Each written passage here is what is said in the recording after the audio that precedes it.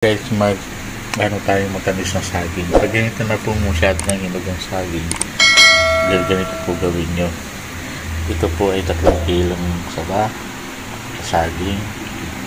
Kahit ito pong asukal ay kalahati. Yan, simpleng luto po yan, pero ang sarap po niya, lalo po lagay nyo sa rep. Pag ganito pong mahinugan kayo masyado ng saging, gawin nyo po ito, masarap.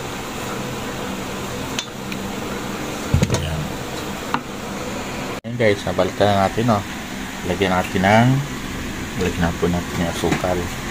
Yan,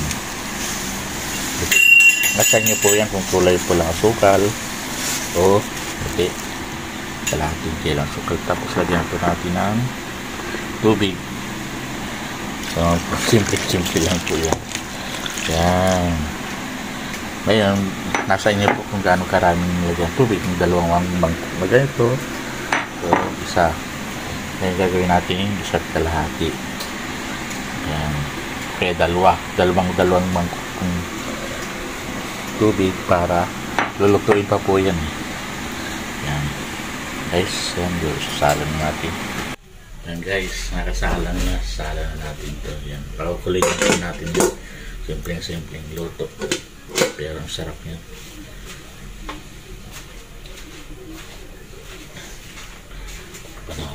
Kaya lang mo natin pakuluin. Yan, bubuksan natin, kumukulo na. Kaya maya po luto na yan. Takpan po natin ulit. Yan. Yan.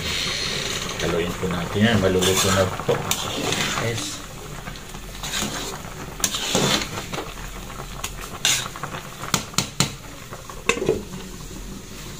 Ulit.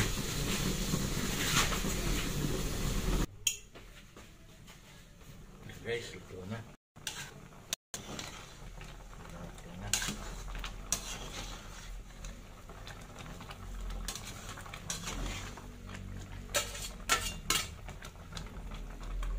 Ilat na po natin sana. Guys, luto na. Yan. Guys, luto na. Yan.